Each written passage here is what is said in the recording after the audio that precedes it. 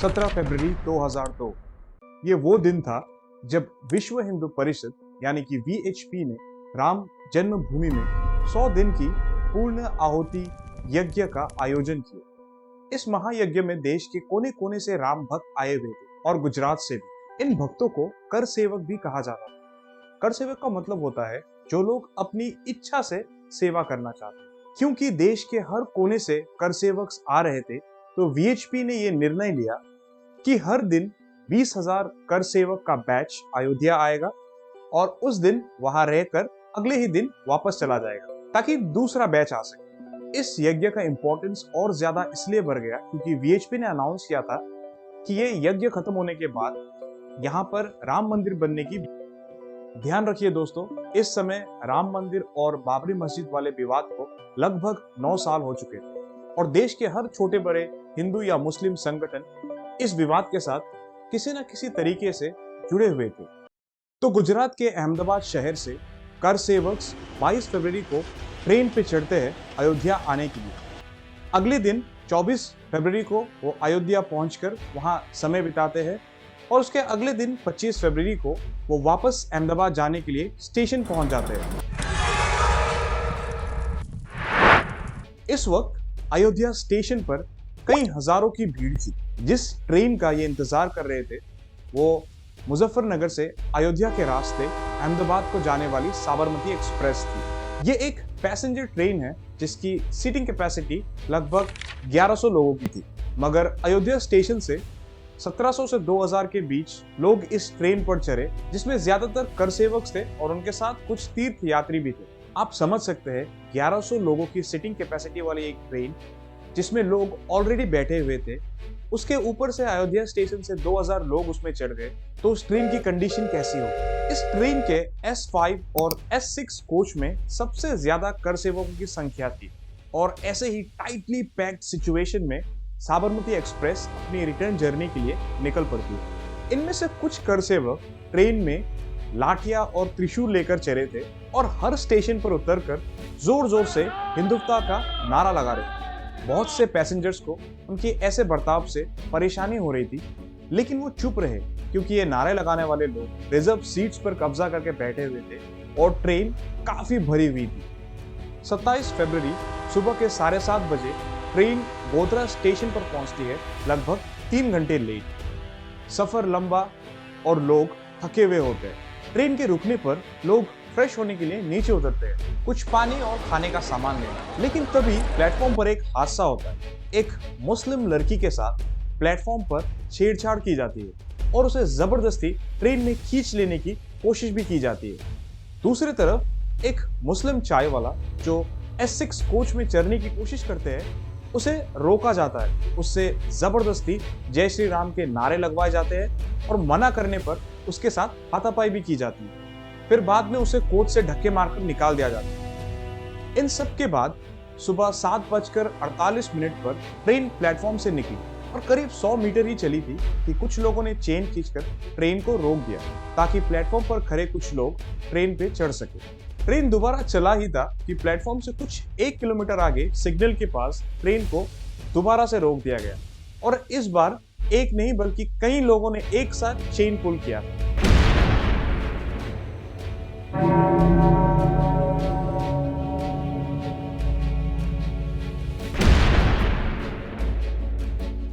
इस बात को बाद में ट्रेन के पायलट ने खुद भी कंफर्म किया था और ट्रेन के मैकेनिकल पार्ट्स के जांच होने के बाद उसमें से भी ये कंफर्म होता है। जिस जगह पर ये ट्रेन रुकी उस जगह पहले से ही करीब 1500 से 2000 की भीड़ खड़ी थी और ये भीड़ मुस्लिम लोगों की थी। जैसे ही ट्रेन रुका इस भीड़ ने ट्रेन पर पत्थर मारने शुरू किए। ये अटैक मोस्टली ट्रेन के 2 कोचेस पर ही टारगेटेड था, S5 और S6। और इंटरेस्टिंगली इन दोनों कोचेस में ही कर सेवक्स की संख्या सबसे ज्यादा थी।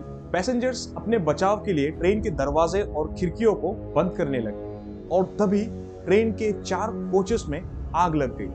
बाकी कोचेस जैसे तैसे बच गए मगर S6 का आग बुझ नहीं पाया और इस कोच में 59 लोग जलकर राख हो गए, जिनमें 27 औरतें और 10 बच्चे भी थे और साथ ही जो लोग घायल हुए उनकी संख्या लगभग 48 थी। कहा जाता है कि इस भीड़ ने फायर ब्रिगेड को भी वहां आने से रोका ताकि ये आग बुझ ना पाए।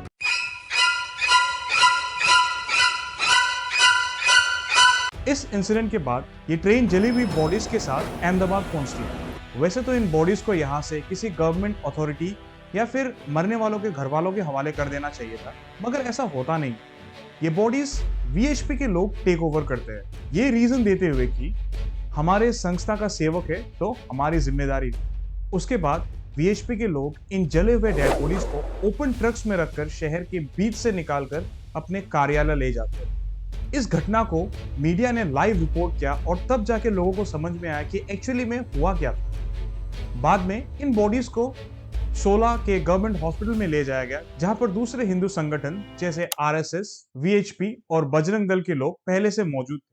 बॉडीज को ऐसे हालत में देखकर हॉस्पिटल के पास इन ग्रुप्स की भीड़ जमा होने लगी और ये काफी एविडेंट हो गया था कि कुछ बड़ा होने वाला है।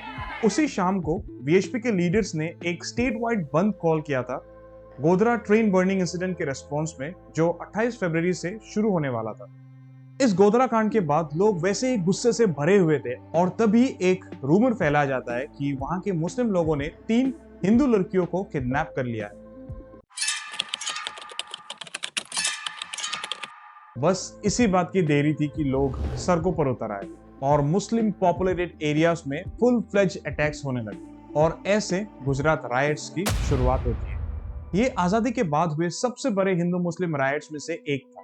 जितनी तरह का वायलेंस आप इमेजिन कर सकते हैं वो सारे इस राइट के दौरान देखे गए, फिर चाहे वो मारपीट हो, लूटपाट हो, किडनैपिंग हो, मर्डर, रेप्स, एसिड अटैक्स जैसे कई दर्दनाक क्राइम्स देखने को मिले। अगर ऑफिशियल रिपोर्ट्स की माने तो पूरे दंगे में लगभग 790 मुस्लिम्स और 254 हिंदूज मारे गए। इसके अलावा 223 लोगों को मिसिंग बताया गया और 2500 से भी ज्यादा लोग इंजर्ड हुए, पर अनऑफिशियल डेटा ये कहता है कि लगभग 2000 से भी ज्यादा लोगों को मारा गया इस पूरे राइट्स में।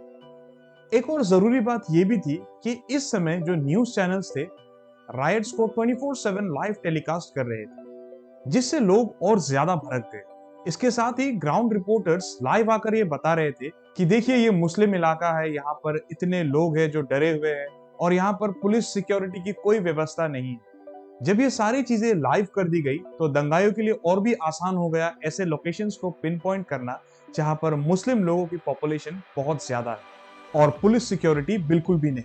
इसके साथ ही जिन शहरों में पहले कुछ नहीं हो रहा था उन शहरों में भी दंगे शुरू होने लगे। 27 फरवरी के शाम से ही गुजरात के कई शहरों में दंगे शुरू हो चुके थे, मगर 28 फरवरी को बात हद से आगे बढ़ गई।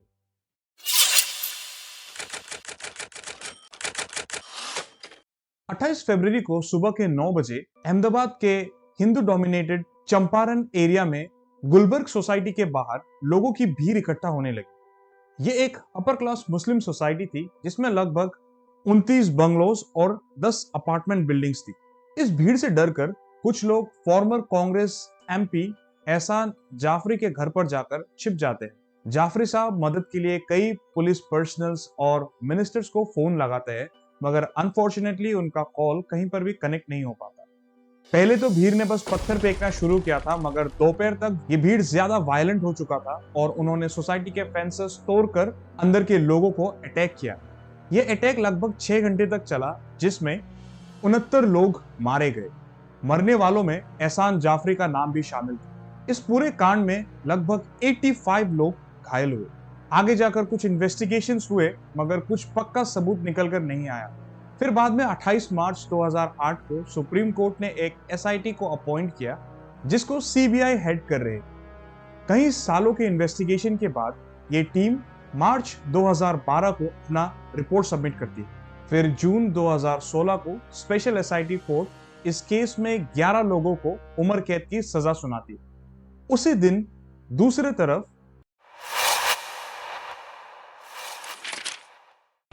तरफ नरोदा पटिया गांव, जो गुजरात के सबसे बड़े शहर अहमदाबाद में, यहां पर लगभग 2000 मुस्लिम लेबर्स रहते थे।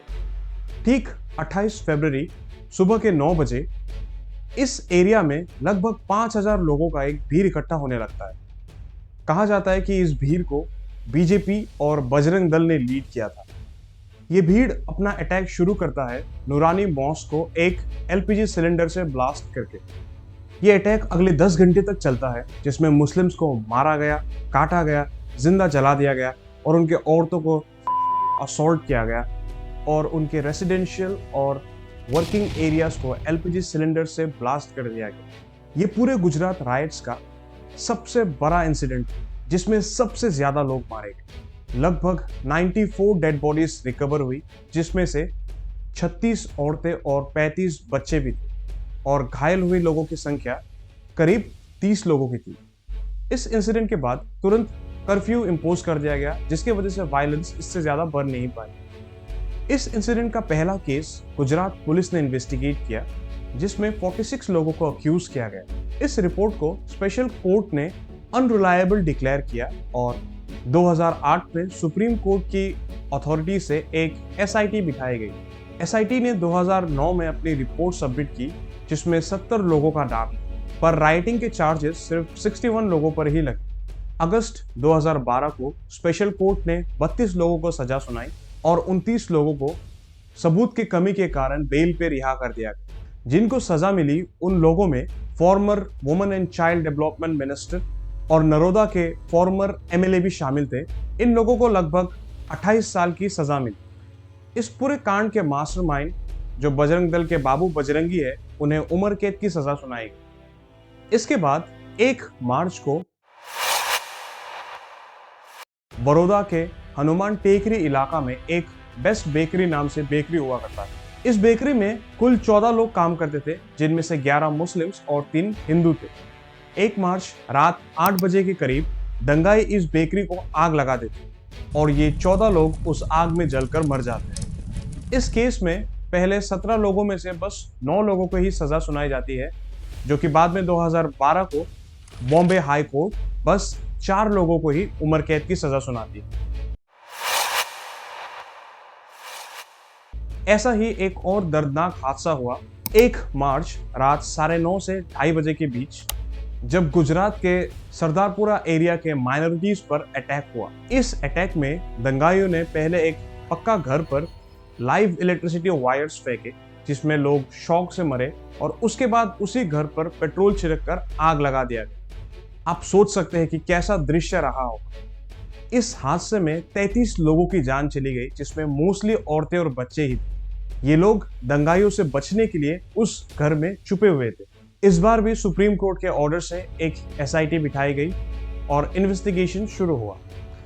नवंबर 2011 को मिसेना सेशंस कोर्ट ने 75 में से 31 लोगों को सजा सुनाई। आगे चल के अक्टूबर 2016 को गुजरात हाई कोर्ट ने इस केस से रिलेटेड 31 में से 17 लोगों को उम्र कैद की सजा सुनाई और बाकियों को बेल पे छोड़ दिया गया। आगे चल के जनवरी 2020 को सुप्रीम कोर्ट ने इन 17 में से 14 लोगों की बेल एक्सेप्ट कर लेता है और कुछ मॉरल कंडीशंस के साथ उन्हें रिलीज कर देता है। अब अगर हम गोधरा ट्रेन मैसेकर इन्वेस्टिगेशन की बात करें तो इस केस की छानबीन काफी कॉम्प्लिकेटेड थी। नेशनल और इंटरनेशनल ऑर्गेनाइजेशंस को मिलाकर लगभग 60 इन्वेस्टिगेशंस हुए। पहला इन्वेस्टिगेशन किया जाता है। इनमें से हम कुछ ही इंपॉर्टेंट इन्वेस्टिगेशंस को आगे डिस्कस करेंगे। पहला इन्वेस्टिगेशन किया जाता है नानावती मेहता कमीशन द्वारा, जिसे 6 मार्च 2002 को गुजरात गवर्नमेंट अपॉइंट करता है। सितंबर 2008 को यह कमेटी अपना पहला रिपोर्ट सबमिट करते हुए ये कंक्लूड करती है कि यह घटना कोई एक्सीडेंट या कोई फेलियर की वजह से नहीं, बल्कि एक प्लान्ड कंस्पिरेसी के तहत हुआ। इसके साथ साथ ये रिपोर्ट ये भी कहता है कि लगभग 140 लीटर पेट्रोल ट्रेन के गोधरा पहुंचने से कुछ घंटे पहले रजाक कुरकुर नाम के एक अक्यूज्ड के गेस्ट हाउस पर रखा गया था। बाद में इसी पेट्रोल का इस्तेमाल कर ट्रेन के कोचेस में आग लगाया गया। फॉरेंसिक एविडेंस भी यही कहता है कि ट्रेन में इनफ्लेमेबल लिक्विड डालकर उसमें आग लगाया गया था। जब ये रिपोर्ट रिलीज होता है, वीएचपी और बीजेपी के लोग इस रिपोर्ट को खूब अप्रिशिएट करते हैं, मगर उसी तरफ कांग्रेस इस रिपोर्ट को बायस मानती है। इसीलिए मई 2004 को जब यूपीए की सरकार पावर में आती है, तब लालू प्रसाद यादव को रेलवे मिनिस्टर अपॉइंट किया जाता है और उसके बाद दूसरा इन्वेस्टिगेशन शुरू होता है। ये इन्वेस्टिगेशन यूसी बनर्जी कमेटी द्वारा किया जाता है, जिसे सितंबर 2004 को लालू प्रसाद यादव अपॉइंट करते हैं इन ग्राउंड्स पे कि क्योंकि ये ट्रेन का हादसा है तो ये रेलवे का केस बनता है। ये पैनल एक काफी शॉर्ट इन्वेस्टिगेशन के बाद जनवरी 2005 को अपना रिपोर्ट सबमिट करती है, जो कि बिहार इलेक्शंस के ठीक पहले था। इस रिपोर्ट में बताया जाता है कि ये जो गोधरा का इंसिडेंट है ये एक एक्सीडेंट है और ये जो आग है ये ट्रेन के इंटरनल पार्ट्स में कुछ फॉल्ट होने की वजह से लगा है।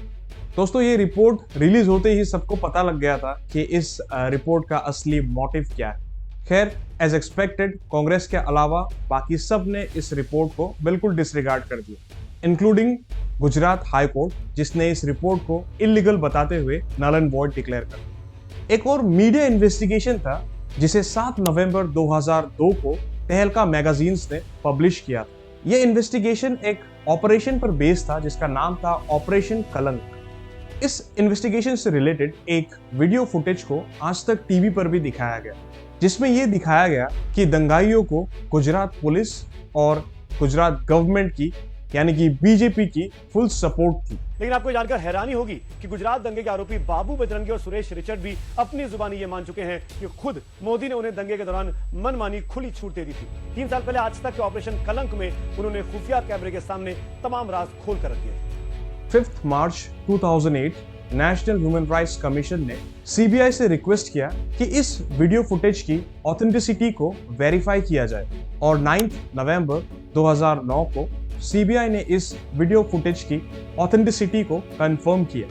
अगर आप फॉरेंसिक्स टीम की रिपोर्ट देखें तो उनका ये मानना था कि ट्रेन के S6 बोगी पे लगभग 60 लीटर पेट्रोल फेंका गया था और जिसके वजह से वो कोच पूरा का पूरा जल गया। ऐसे कई सारे ओपिनियंस और रिपोर्ट्स टाइम टू टाइम देखे गए, मगर इतने सारे इन्वेस्टिगेशंस के बाद भी ये यकीन के साथ कोई नहीं कह सकता कि एक्चुअली सच्चाई क्या है। यहाँ पर भी सुप्रीम कोर्ट के एडवाइस के साथ एक स्पेशल इन्वेस्टिगेशन टीम को अपॉइंट किया गया, जिसका रिपोर्ट 2009 को रिलीज किया गया। इस टीम ने Gujarat ATS, Godhra crime branch और लोकल पुलिस की मदद से एक चार्जशीट तैयार की जिसमें 68 लोगों का नाम होता है। इस रिपोर्ट और नानावती मेहता कमीशन के रिपोर्ट के बेसिस पर फरवरी 2011 को ट्रायल कोर्ट ने 31 लोगों को सजा सुनाई, जिनमें से 11 लोगों को डेथ पेनल्टी मिली और बाकियों को उम्र कैद। अक्टूबर 2017 को गुजरात हाई कोर्ट ये केस को दोबारा ओपन करती है और जिन लोगों को डेथ पेनल्टी मिली थी उन लोगों की सजा कम करके उम्र कैद कर दिया जाता है। आप देख रहे हैं, इतने लोगों को एक ट्रेन के अंदर जलाकर मार देने के बाद भी किसी को भी फांसी की सजा नहीं मिलती।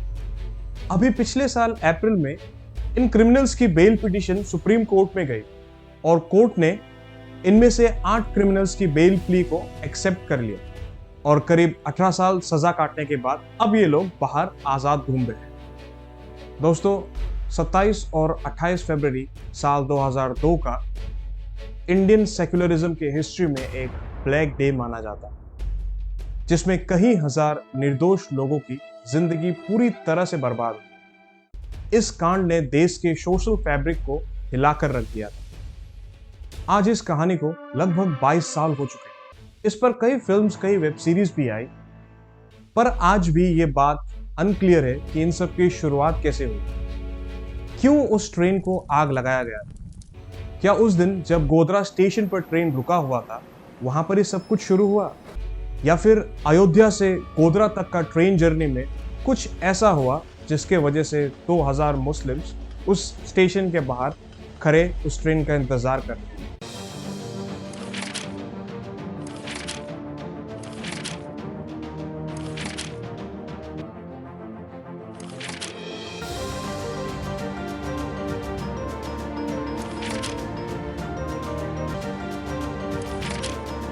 अगर आपको भी लगता है कि पॉलिटिक्स कहीं ना कहीं जिम्मेदार है हमें धर्म के नाम पर बांटने के लिए, तो इसके ऊपर मैंने एक वीडियो ऑलरेडी बनाया हुआ है। आप यहाँ पर क्लिक कर इस वीडियो को देख सकते हैं।